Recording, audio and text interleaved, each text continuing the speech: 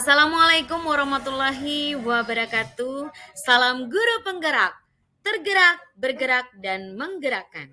Bertemu lagi dengan saya, Wisna Jakaria, calon guru penggerak Angkatan 7 Kota Gorontalo dalam aksi nyata modul 1.4 Budaya Positif di lingkungan SMP Negeri 9 Gorontalo. Selamat menyaksikan dan terima kasih. Wassalamualaikum warahmatullahi wabarakatuh.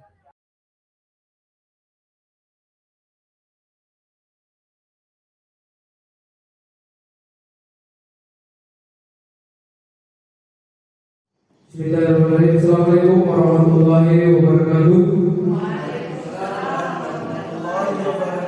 Alhamdulillahirabbil alamin wassalatu wassalamu ala asyrafil anbiya'i wal mursalin sayyidina Muhammadin wa ala alihi wa sahbihi amma ba'd. Yang kami hormati Ibu Wakasek Kurikulum, Ibu Feni Kalungku MPD, yang kami hormati ketiga narasumber, dengan memohon petunjuk dari Allah Subhanahu wa taala, acara diseminasi implementasi budaya positif lingkungan SMP Negeri 9 Gorontalo dibuka dengan pembacaan basmalah. Bismillahirrahmanirrahim.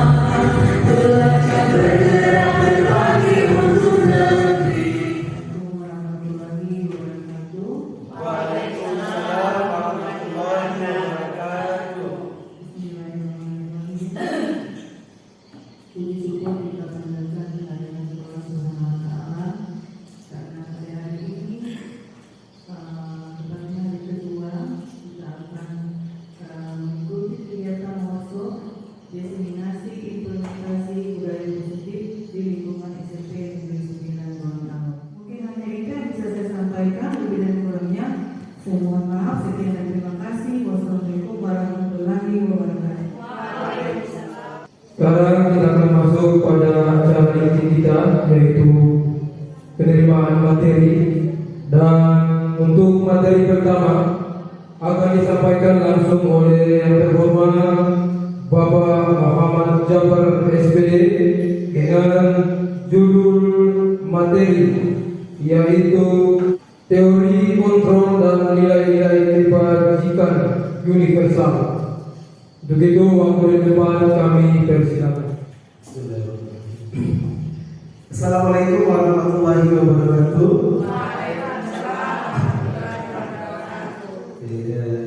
Yang saya hormati Ibu Wakil Kepala Sekolah SMP Negeri 9 Gorontalo, yang saya hormati rekan-rekan CGP Angkatan 7, Ibu Karya dan Ibu Wisna, dan juga rekan-rekan guru yang sangat saya hormati. Untuk materi awal ini saya ambil materi yang pertama terkait dengan teori kontrol dan nilai-nilai kebajikan universal. Tapi sebelum itu, karena ini sudah siap, ice breaking dulu ya, supaya fresh.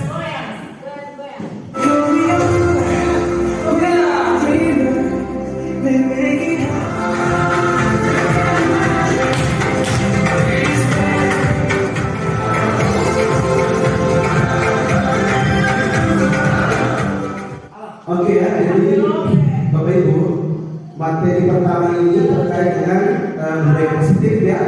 Jadi terkait dengan teori kontrol dan nilai-nilai kebajikan universal. Mungkin ini bisa dibaca Bapak Ibu ya. Jadi kita langsung perhatikan saja ya. Jadi saling kolaborasi berpasangan antara si A dan si B.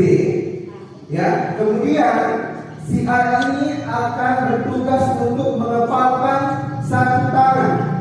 Jadi kepalkan sekuat-kuat ya, dikepalkan ya. Kemudian si B berusaha untuk membujuk atau meraih atau dengan cara apapun kepada si A tadi agar si A ini mau membuka kepala tangannya sampai bikin tangan ini Buka. Ya. Apakah Anda atau B, si A tadi atau si B, membuka kepala tangan Anda? Apa alasan Anda atau si B membuka kepala tangan Anda? Mungkin tidak ada yang bisa memberikan penjelasan. Jadi alasan kenapa sampai dibuka tangannya mungkin ada hal-hal yang bisa membuat atau mendorong orang itu untuk membuka tangannya. Contoh, seperti saya dengan ibu istri tadi, saya ke bank tangan, kemudian ada rewardnya diiming-imingi uang 50.000. Ya, jadi secara otomatis kita akan berpikir untuk menerima uang itu. Tidak mau membuka tangan saya karena tidak ada sesuatu yang menurut saya yang menarik untuk saya harus membuka tangan. Jadi sudah bagus sekali ya apa yang disampaikan oleh Bapak Jian Mahmud dan Ibu Haja Hafsah terkait dengan kasus yang tadi ya. Kalau sudah tadi ya, dia mengempat sesuatu yang berharga ya. Seperti mungkin tadi kata Bapak bahwa kalau saya diiming-imingi uang, pasti saya mau buka. Sama kira-kira yang mengontrol. Hati. Kalau satu orang yang ada si B, apakah si B tadi bisa mengontrol si A? Atau kebalikan si A bisa mengontrol si B? Berarti ini masing-masing yang punya kontrol. Jadi seperti itu ya. Mau diimingi, mau dihargai, mau dikasih apapun, kalau memang ya kita tidak mau membuka, ya jangan dibuka. Kemudian yang pertanyaan ketiga, siapakah yang sesungguhnya memegang kontrol, yang bentuk kepala tangan atau yang berusaha dengan segala cara untuk membuka kepala tangan rekannya? Nah, jawabannya di sini tentu kita sendiri yang tadi ya memegang kontrol atas kepala tangan kita. Nah, ini ada berikut terkait dengan teori kontrol dari Dr. William Glasser, ya, yang menulis tentang control theory. Ya, kemudian yang dinamakan dengan choice theory, ya, atau teori pilihan yang meluruskan beberapa miskonsepsi tentang makna kontrol. Jadi ini yang biasanya terjadi di sekolah. Yang pertama itu terkait dengan ilusi guru mengontrol murid. Kemudian yang kedua adalah ilusi bahwa semua penguat positif efektif dan bermanfaat. Selanjutnya, ilusi bahwa kritik dan membuat orang merasa bersalah dapat menguatkan karakter. Selanjutnya, ilusi bahwa orang dewasa memiliki hak untuk memaksa. Padahal sebenarnya kalau menurut teori kontrol, orang dewasa itu tidak punya hak untuk memaksa. Jadi siswa tidak bisa dipaksakan untuk melakukan hal atau sesuatu yang disuruh oleh guru. Oke. Selanjutnya, bagaimana yang tadi seseorang bisa berubah dari paradigma stimulus respon kepada pendekatan teori kontrol. Ya. Jadi kalau misalnya kita orang ingin buat kemajuan, itu bisa perlahan, sedikit demi sedikit. Tapi yang disuruh ubah pertama itu adalah sikap dan perilaku kita. Nah, ini Bapak Ibu ya. Ini perbedaan antara stimulus respon dan teori kontrol. Jadi usahakan yang di bagian stimulus respon ini kita harus kasih pemikirannya kita ubah. Ubahnya kemana? Menjadi teori kontrol. Oke. Kemudian yang kedua, semua orang melihat hal yang sama. Pada teori kontrol, setiap orang itu memiliki gambaran yang berbeda. Betul tidak? Kemudian orang lain bisa mengontrol saya. Ini stimulusnya. Kalau pada teori kontrol, hanya Anda yang bisa mengontrol diri Anda. Betul tidak? Ya. Dan yang terakhir, model berpikir menang kalah. Pada stimulus ada menang, ada kalah. Tapi kalau pada teori kontrol, menang-menang, jadi tidak kalah. Kata disiplin juga sering dihubungkan dengan buku Kira-kira kalau kita ingin mendiskusikan seseorang, kadang-kadang kita ada hukuman tidak akan kita berikan. Ya, misalnya siswa datang terlambat ke sekolah. Tapi di sini menyatakan bahwa padahal itu sangat berbeda. Kalau kita belajar disiplin positif, tidak harus dengan memberikan hukuman. Justru itu adalah salah satu alternatif terakhir. Dan kalau perlu tidak digunakan sama sekali. Nanti sebentar akan dibahas di sini berdua kira-kira apa yang cocok untuk kita terapkan terkait disiplin positif tadi. Jadi ini ada Ki Hajar Dewantara di situ menyatakan bahwa di mana ada kemerdekaan, disitulah harus ada disiplin yang kuat. Sungguh pun disiplin itu bersifat self-discipline atau disiplin diri, yang itu kita sendiri yang mewajibkan kita dengan sekeras-kerasnya. Tetapi itu sama saja, sebab jika tidak cepat melakukan self-discipline, wajiblah penguasa lain mendisiplinkan diri kita. Dan peraturan demikian itulah harus ada dalam suasana yang berbeda. Ya, jadi kalau misalnya kita mulai mendisiplinkan diri dari self dulu, dari diri kita sendiri, dan selanjutnya jangan bosan mengembangkan bahwa dengan menaikkan nilai-nilai kebajikan yang diyakini seseorang, maka motivasi intrinsiknya akan terbangun sehingga menggerakkan motivasi dari dalam untuk dapat mencapai tujuan yang diinginkan. Ya, jadi ada kaitan antara teori kontrol tadi dengan nilai-nilai kebajikan. Sekarang, apa saja itu nilai-nilai kebajikan? Yang pertama adalah yang kurikulum merdeka sekarang yang kita gunakan, yaitu profil pelajar Pancasila. Ada berapa nih dulu? Masih ingat? Bertakwa pada Tuhan yang Maha Esa dan Maha Esa. Yang kedua, mandiri. Yang ketiga, yang keempat, yang kelima, dan yang terakhir, kreatif. Yang inilah sesuai dengan kurikulum merdeka yang sekarang kita gunakannya profil pelajar Pancasila. Oke, terakhir dari saya, think to be the best before you be the best.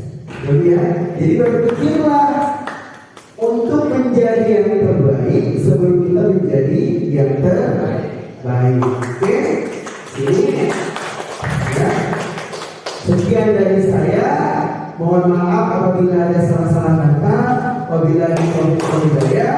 Assalamualaikum warahmatullahi wabarakatuh.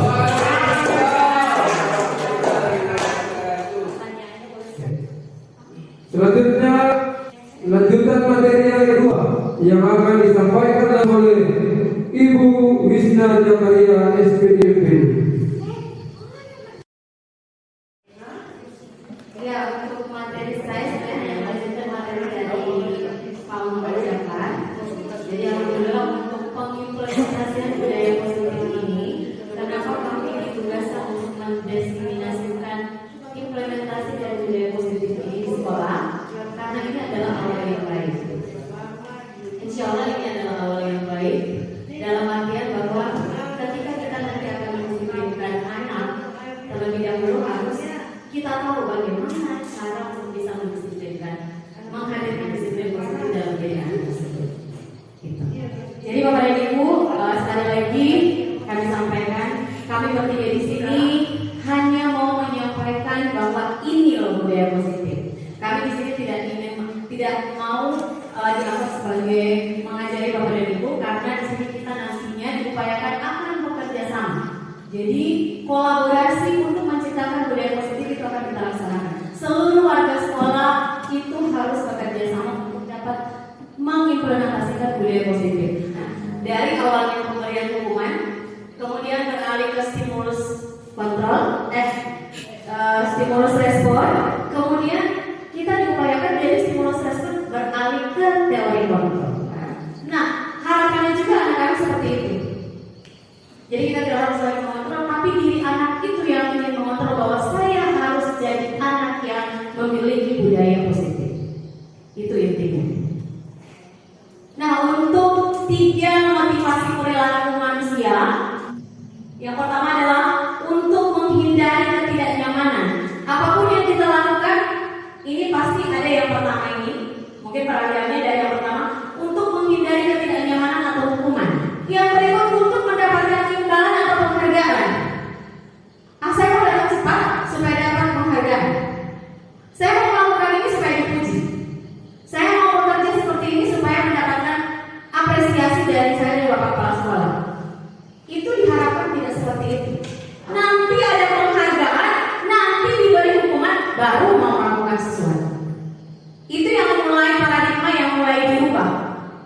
Jadi dengan itu mulai dirubah supaya ini yang ketiga untuk menjadi orang yang menghargai diri sendiri. Jadi setiap mau melakukan sesuatu pasti berpikir semua apa yang saya lakukan pasti akan kembali pada diri saya. Jadi perlahan-lahan itu akan mengubah tema kita bahwa kita mulai menghargai diri kita sendiri. Saya ingin diteladani oleh murid, tapi sendiri berlaku hal-hal yang tidak sesuai. Harapannya akan muncul yang seperti ini. Budaya positif. Motivasi berasal dari dalam diri siswa itu sendiri atau diri murid itu sendiri.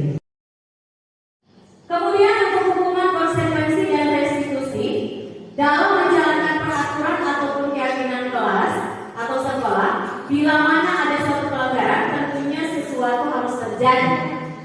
Untuk itu perlu ditinjau ulang tindakan penegakan peraturan atau keyakinan kelas atau sekolah selama ini. Sedangkan restitusi adalah proses menciptakan kondisi bagi untuk memperbaiki mereka, sehingga mereka bisa kembali pada kelompok. Nah, tujuan dari disiplin positif ini adalah penegakan restitusi. Kita perlu mengetahui bahwa hukuman itu merupakan identitas gagal. Ketika kita menghukum anak, maka itu akan menciptakan ketidaknyamanan pada anak itu terus-menerus. Kenapa? Karena kita tidak ada pembicaraan terlebih dahulu, dan itu akan jadi terus-menerus seperti itu, sehingga anak tersebut akan jadi pendiam. Nah, inilah kenapa hukuman itu diberi label identitas gagal. Karena ketika kita memberikan hukuman, pasti anak tersebut akan memiliki identitas yang gagal. Kemudian, kalau sanksi atau konsekuensi itu masih masuk identitas berhasil, karena apa yang membedakannya? Di awal, kalau hukuman itu secara langsung tanpa ada pembicaraan dengan siswa. Kalau konsekuensi, kita ada pembicaraan di awal, ada sosialisasi di awal. Misalnya menerapkan, kalau kamu datang terlambat, ini hukumannya. Kalau kamu menggunakan sandal, ini hukumannya. Sehingga anak itu sudah tahu ketika dia memakai sandal, maka dia tahu konsekuensi apa yang harus dia dapat. Kalau untuk restitusi, ini malah lebih baik lagi. Jadi mau untuk restitusi sendiri, kita tidak, kita tidak, memang sudah ada pembicaraan, tapi untuk restitusi sendiri kita meminta siswa mencari solusi dari apa yang dia lakukan. Contoh, anak ini misalnya dia tidak menggunakan seragam, padahal dia sudah tahu bahwa hari ini dia harus menggunakan seragam misalnya warna putih doker, tapi dia tidak menggunakan itu.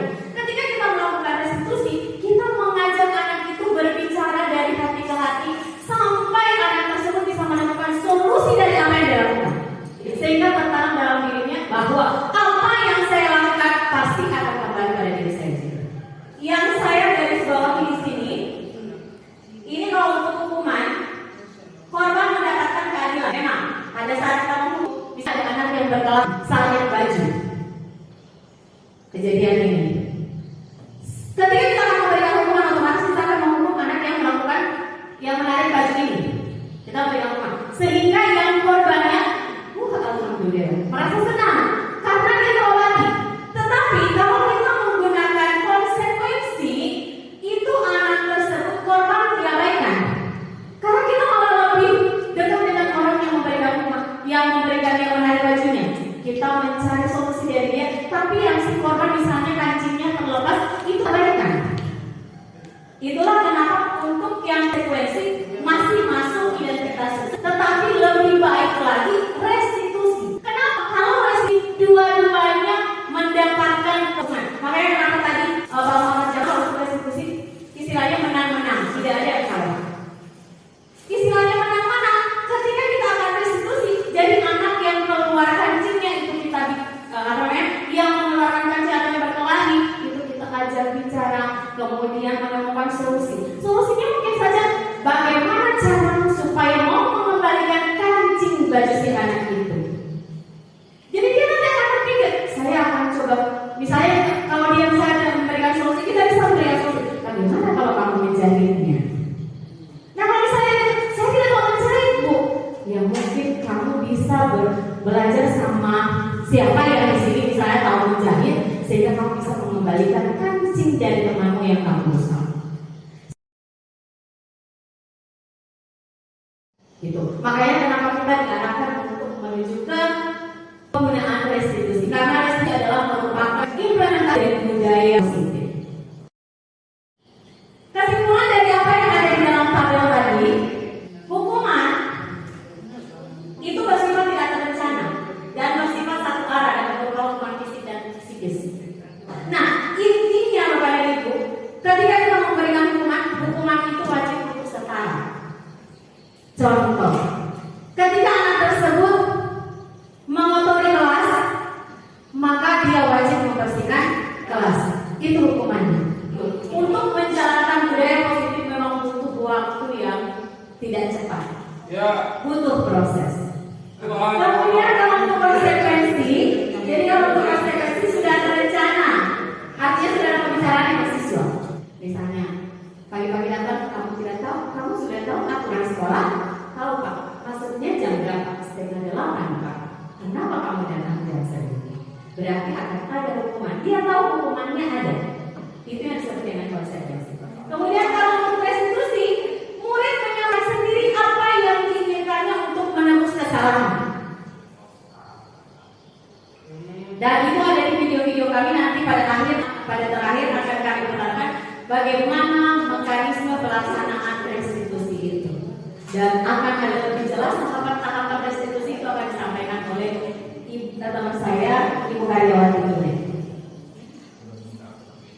Kemudian untuk memulai budaya positif, tentu kita harus mulai dari bagian yang paling kecil, struktur yang paling kecil yaitu kelas. Ya, kita diupayakan untuk membuat keyakinan kelas. Jadi keyakinan kelas itu berisi tentang nilai-nilai keselamatan atau kesehatan yang disebut dengan keyakinan, yakni nilai kebajikan universal yang disepakati secara tersirat dan tersurat lepas dari latar belakang suku, negara, bahasa maupun agama. Nah, untuk tahapan menciptakan program kebajikan, ini yang tadi sudah disampaikan oleh Pak Muhammad Jabar, kebajikan universal, misalnya ada program belajar Pancasila. Belajar Pancasila, beriman dan bertakwa pada Tuhan yang Esa dan berakhlak mulia, berkebudayaan global, gotong royong mandiri, kreatif dan bernalar kritis. Jadi itu nilai-nilai, salah satu nilai kebajikan universal. Kalau memang itu yang kita menerapkan di sekolah, maka itu yang jadi pegangan kita di sekolah. Alhamdulillah sampai dari 90 tahun sudah melaksanakan itu. Kita membiasakan sholat duha, kita membiasakan sholat zuhur berjamaah. Alhamdulillah tidak ada tindakan kita untuk menunjukkan. Kemudian kita belajarkan siswa untuk mandiri, berkolaborasi ketika ada yang misalnya kesusahan saat orang tuanya meninggal, kita mengumpulkan sumbangan. Itu mulai arah-arah menuju ke budaya positif itu. Alhamdulillah memang sudah ada pergerakan dari tahun 2009. Jauh sebelum ini digaungkan, alhamdulillah kita memang sudah ada menuju ke arah yang lebih baik, dan insya Allah akan berusaha lagi menjadi lebih baik lagi. Kemudian menentukan nilai kebajikan apa saja yang akan dijadikan perhatian utama dan membuat curah pendapat. Curah pendapat itu artinya akan berbicara dengan misalnya siswa. Setelah berbicara dengan siswa, kita menyampaikan ke orang tua. Sehingga semua warga masyarakat di sekolah itu dilibatkan. Kemudian tahapan pembentukan keyakinan kelas. Ini yang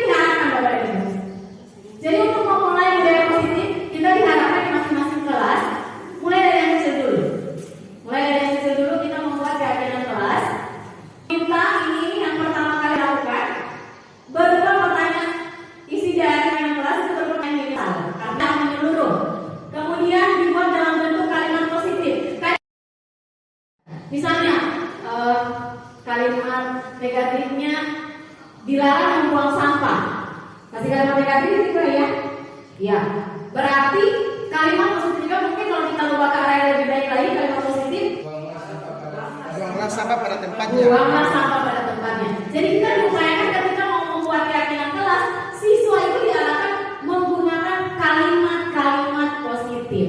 Kemudian diupayakan tidak terlalu banyak sehingga mudah diingat. Jadi setelah misalnya 32 orang di dalam kelas, berarti 32 itu akan menulis. Jelas pasti akan ada yang sama. Kita mensortirnya. Kemudian hendaknya sesuatu yang dapat diterapkan. Jadi jangan terlalu beriming-iming yang terlalu jauh. Kemudian itu tidak bisa diterapkan di sekolah kita. Kemudian semua warga kelas hendaknya berkontribusi dalam bentuk surat pendapat. Yang terakhir, bersedia meninjau kembali keyakinan kelas secara simultan. Artinya ketika keyakinan kelas itu ditinjau secara terus-menerus. Dan alhamdulillah di kelas 18 yang saya terapkan. Jadi kadang saya selalu ke kelas periksa sesuai apa keyakinan kelas yang mereka lakukan. 3 kali waktunya. Kalau 3 kali misalnya mereka masih melakukan itu, nah ada arahnya ke restitusi. Kenapa Pak Muhammad Jafar menyatakan bahwa hukuman itu adalah pilihan yang terakhir? Jadi hukuman itu adalah pilihan yang terakhir. Ada stepnya. Itulah kenapa hukuman itu paling terakhir, yang paling pilihan kita terakhir itu adalah hukuman. Kalau masih bisa direstitusi, masih ada konsekuensi, masih bisa direstitusi, laksanakan itu dulu. Nanti kalau memang sudah tidak bisa, baru kita hukuman. Jadi hukuman itu adalah pilihan yang terakhir. Karena ingat kembali bahwa hukuman itu merupakan identitas yang gagal. Untuk tahapan pembuatan keyakinan sekolah hampir sama dengan tahapan pembentukan keyakinan kelas. Hanya saja ini cakupannya lebih luas. Kalau yang tadi kelas itu mungkin hanya kecil, ini cakupannya sudah lebih luas. Caranya hampir sama dengan kesepakatan kelas. Jadi kita harus mengadakan surat pendapat dengan siswa. Nah, ini diarahkan nanti ada penetapan tata tertib peserta didik. Jadi kita bisa surat pendapat dengan siswa terkait apa yang akan mereka inginkan di sekolah, sehingga mereka bisa lebih tahu konsekuensi apa yang akan mereka dapatkan ketika mereka tidak menaati peraturan yang sudah ditetapkan oleh sekolah. Karena yang menetapkan ini adalah semua warga yang ada di sekolah, baik siswa, guru maupun warga lainnya yang ada di sekolah. Misalnya tenaga pendidik dan juga siswa. Orang tua juga itu dilibatkan dalam masa. Iya. Materi terakhir itu, dan ini materi saya buat di kantor. Semoga ya sedikit saja mungkin yang lain bisa termotivasi dengan ini. Tapi yang paling utama tantangan adalah pengimplementasian budaya positif di sekolah. Insya Allah. Yang jelas, jika kita tidak memulai, maka siapa lagi yang memulai? Dan untuk memulai itu kita butuh kolaborasi yang baik dari semua pihak yang ada di sekolah. Kami bertiga tidak boleh melaksanakan itu jika tidak didukung oleh Bapak dan Ibu. Jadi mari kita membuat suasana sekolah ini lebih nyaman untuk siswa, lebih nyaman untuk kita, semuanya nyaman berada di sekolah ini. Demikian Bapak Ibu, terima kasih. Wassalamualaikum warahmatullahi wabarakatuh.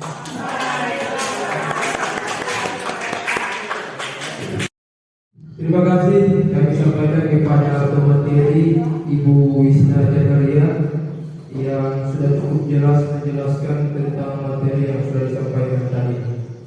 Sekali lagi kita berikan aplaus untuk Ibu Wisna Jakaria.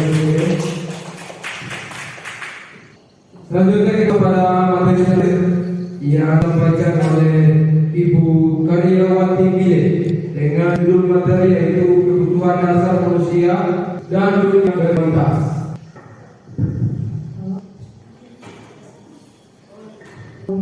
Ya, terima kasih yang sudah diberikan. Assalamualaikum warahmatullahi wabarakatuh. Masih semangat Bapak-Bapak. Ya, terima kasih. Dan berikutnya saya terima kasih kepada sudah hadir siang hari ini.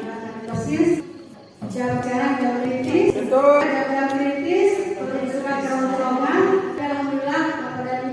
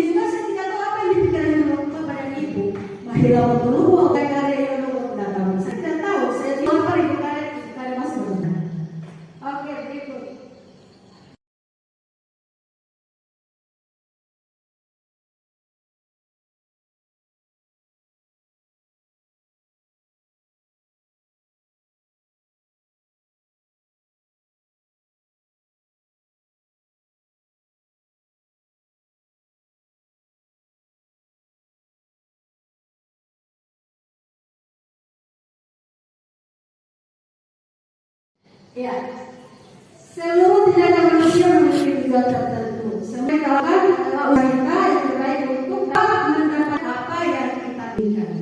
Jadi pada dasarnya ketika siswa kita, murid kita melakukan suatu perbuatan, pada dasarnya dia ingin memenuhi beban hidupnya. Ya, ini di sini. Ya, kalau di materi ini ada Tuhan untuk bertahan hidup. Saya merasa diterima. Kebebasan, kesenangan, kekuasaan. Dan contoh ketika seorang guru melakukan suatu perbuatan bertentangan dengan nilai-nilai terdekat yang dijelaskan tadi, melanggar peraturan itu sebenarnya dikarenakan dia gagal memenuhi kebutuhan dirinya sendiri. Yang pertama, Tuhan baik. Kita beri contoh dalam Instagram, Doni ditanya oleh ibu angkat, dia merasa lapar, dia siswa bapak saya meminta uang, tidak bawa uang, ajak 1.000 2.000. Kita tidak tahu kenapa dia memalak temannya, kan kita tidak tahu. Di sekolah kita sangat banyak siswa yang mempunyai kebutuhan dasar yang kita tidak tahu. Contoh kecil kemarin ada siapa yang kelas 9 ini. Bapak. Sampai kapal sekolah tegur, Pak Fuad jangan panggil. Kita tidak tahu kan orang tuanya bahkan sudah putus asa. Sebenarnya kalau saya sebagai tua saya cari tahu terus kenapa ini anak saya tidak mendengarkan lagi guru di sekolah. Bahasa kata orang tuanya juga sudah buka tangan, kita kan tidak tahu apa yang menanya, kan tidak tahu kan? Oke. Kasih sayang rasa diterima. Dia itu anak cuma dengan mama tiri, cuma dengan pemerintah. Tadi saya ada siswa yang datang, orang tua siswa yang datang, saya tanya kenapa ini anak hari ini besok dia hadir. Katanya bapunya dia punya adik, ternyata tidak betul. Ibu dia suka cuma mau bermain. Ternyata jawabannya ibunya bertentangan dengan anaknya. Saya tanya kan, Renaldi kenapa tidak masuk? Ibu saya baru saya ada. Ternyata sebab dia antara ibu dan anak sebab salah. Saya bilang juga orang tuanya ada saya. Tapi saya masih mencari dulu. Kenapa ini anak yang besok tadi, kemudian besok lagi sakit. Berikut penguasaan. Anak-anak yang memiliki dasar atau saat yang biasanya selalu menjadi pemimpin. Mereka juga mengamati sudah mencoba hal baru yang merasa bahwa dilakukan kesalahan. Mereka juga biasanya tapi sistematik dan selalu ingin mencapai yang terbaik. Oke, ada banyak cerita seperti itu. Biasa mereka mencoba-coba, ada banyak kelas 7 yang punya potensi mencoba-coba. Tapi ketika mereka gagal, mereka selalu bilang, ibu saya tidak mau buat itu. Salah saya ke video, biasa saya seperti itu biarkan. Kirim video sama ibu mau periksa. Berikut kebebasan, kebutuhan akan pilihan. Kebutuhan untuk bebas adalah kebutuhan akan kemandirian, otonomi, memiliki pilihan dan mampu mengendalikan arah hidup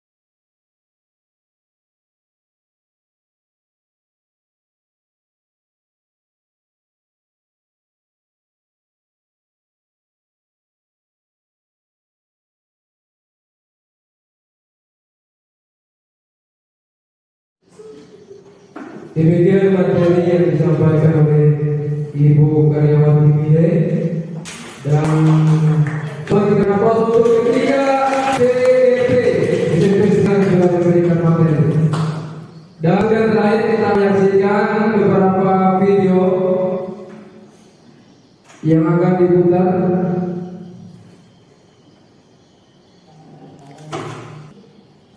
mengenai keresahan siswa yang ada di sekolah.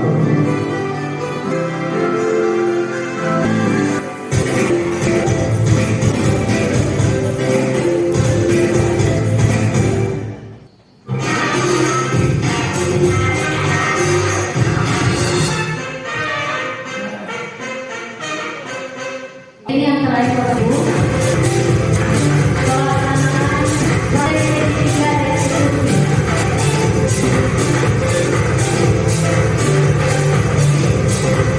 Jadi semuanya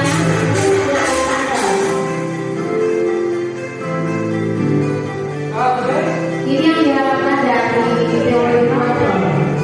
Jadi penggunaan restitusi, segitiga restitusi.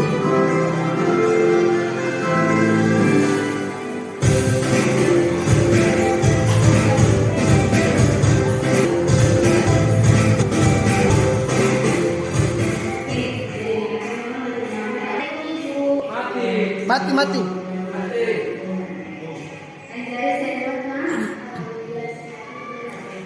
Apa ada yang salah dengan ini?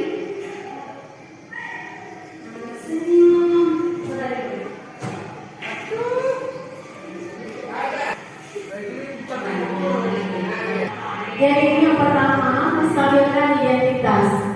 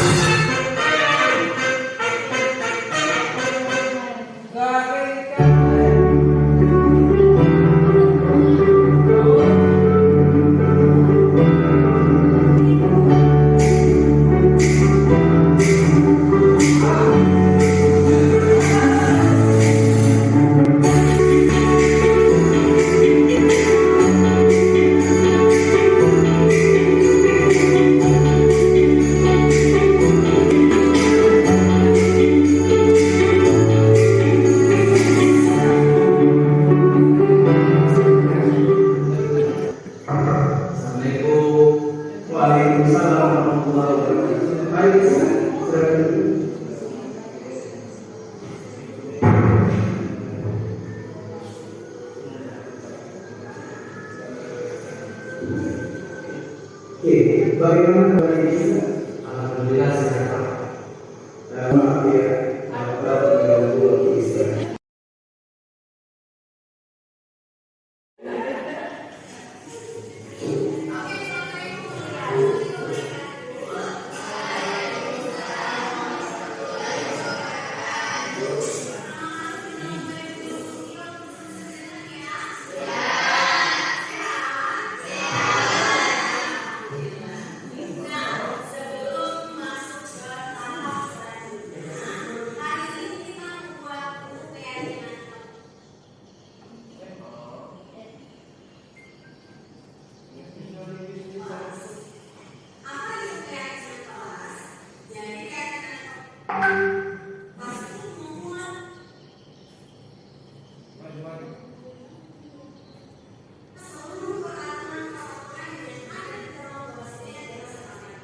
Itulah pemutaran video yang sudah diputar langsung.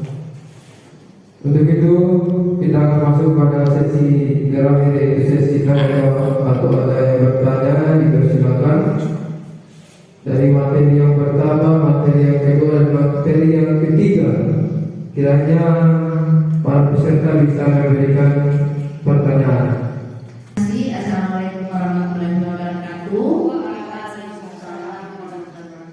Syukur alhamdulillah pada saat ini kita menerima materi dari ketiga guru yang hebat. Kami sangat bersyukur dan berterima kasih. Yang menjadi pertanyaan bagi saya, ini apa yang disampaikan oleh Ibu Wisna.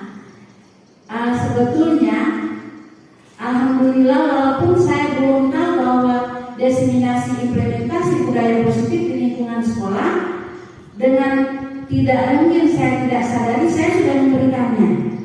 Kemudian yang berikut yang menjadi pertanyaan saya, kira-kira bagaimana cara saya menangani misalnya salah satu siswa saya misalnya si Devon ini, orang tuanya sudah menyerah, tetapi saya tanya, ibu dia ini tinggal dengan ibu, memang dia tinggal dengan saya tapi tidurnya sama neneknya.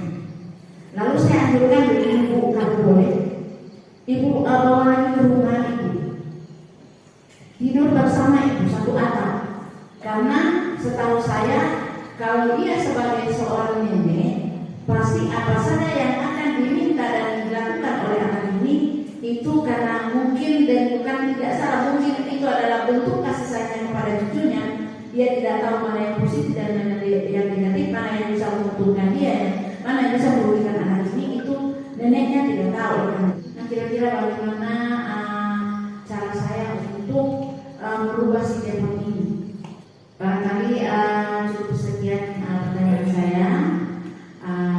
Mohon maaf kalau ada yang salah. Assalamualaikum warahmatullahi wabarakatuh. Waalaikumsalam. Ya, terima kasih, memang sangat luar biasa apa yang sudah disampaikan oleh Bapak dan Ibu yang ada di tempat ini, dan ini merupakan PR untuk kita semua. Ini benar-benar PR untuk kita semua. Saya menyikapi apa yang pertama kali disampaikan oleh Ibu Hafsa, memang itu adalah bentuk pendisiplinan. Sebenarnya tujuannya adalah untuk pendisiplinan untuk anak itu, supaya ke depan anak ini tidak lagi melakukan hal seperti ini. Makanya kenapa saya bilang di awal bahwa untuk melaksanakan kegiatan ini, untuk pengimplementasian budaya positif ini memang butuh waktu. Oke, terima kasih. Memang terkait dengan budaya positif ini merupakan tugas yang sangat berat dari kita sebagai guru, Bapak Ibu ya, untuk mengimplementasikan budaya positif ini. Memang kalau hanya 1-2 orang saja yang menjalankan tidak akan berhasil. Makanya tadi memang betul sekali sampaikan oleh Ibu Ferry, kita harus buat komitmen di awal, Bapak Ibu ya. Sebenarnya terkait dengan budaya positif ini sudah kita lakukan di kegiatan hari, tapi mungkin memang belum terlalu efektif karena hanya ada beberapa guru saja yang melakukan implementasi dari budaya positif ini. Jadi ada yang beberapa hal yang perlu saya sampaikan di sini terkait dengan posisi kontrol kita sebagai guru, Bapak Ibu ya. Jadi posisi kontrol itu dia ada 5. Yang pertama adalah penghukum, yang kedua pembuat merasa bersalah, yang ketiga sebagai teman, yang keempat pemantau, dan terakhir adalah manajer. Yang pertanyaannya adalah di posisi manakah Bapak Ibu ini? Terima kasih atas kesempatan. Saya menambahkan apa yang disampaikan oleh rekan saya juga dengan Pak Muhammad Jafar. Karena siswa yang gondrong kajian, saya hanya ingin dari saya ada baiknya kegiatan ini rutin dilakukan setiap 1 bulan, 2 bulan, atau 3 bulan.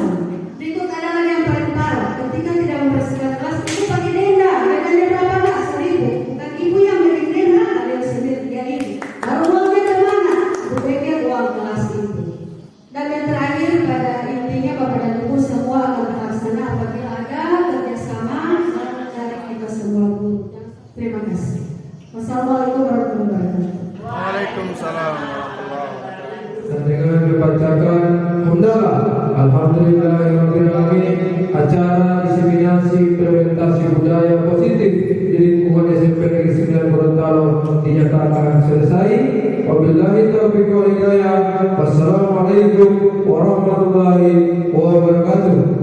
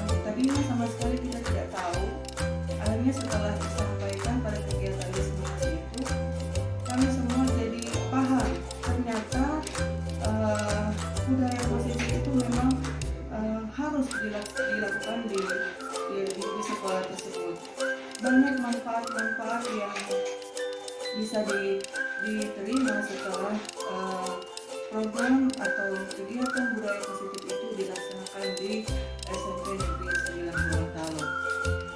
Berikut ada penyampaian juga yang disampaikan oleh ketiga orang guru penggerak tadi adalah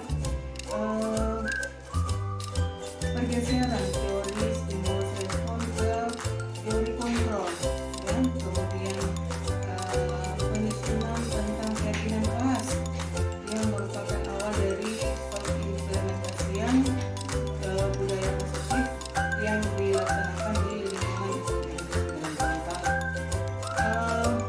sebenarnya tentang budaya positif ini kepala kami sudah melaksanakan, tapi tidak tidak seperti terorganisasi dengan baik setelah disampaikan tentang bagaimana pengimplementasian budaya positif itu oleh kami. Jadi setelah kami mendapatkan materi itu, alhamdulillah sebagian wali-wali kelas yang belum menyusun tentang keyakinan kelas, dengan adanya contoh-contoh seperti ini, teman-teman yang lain yang sama sekali belum pernah menyusun, akhirnya mereka sudah mulai mengikuti apa yang dilakukan oleh ketiga orang guru penggerak sekolah kami. Perlu saya sampaikan ya, untuk kegiatan diseminasi ini ternyata budaya positif itu bukan hanya sekedar teori saja. Setelah penyampaian diseminasi, pengimplementasian atau penerapannya itu sudah mulai nampak dilaksanakan oleh sebagian wali-wali kelas yang belum pernah melakukan kegiatan tersebut. Jadi kami di sekolah merasa sangat bangga dengan apa yang sudah dilakukan oleh ketiga orang guru penggerak ini. Guru-guru muda, guru-guru hebat, guru-guru yang banyak karya yang mereka lakukan selama mengikuti kegiatan CGP ini. Jadi alhamdulillah kami sangat merasa bangga dan berterima kasih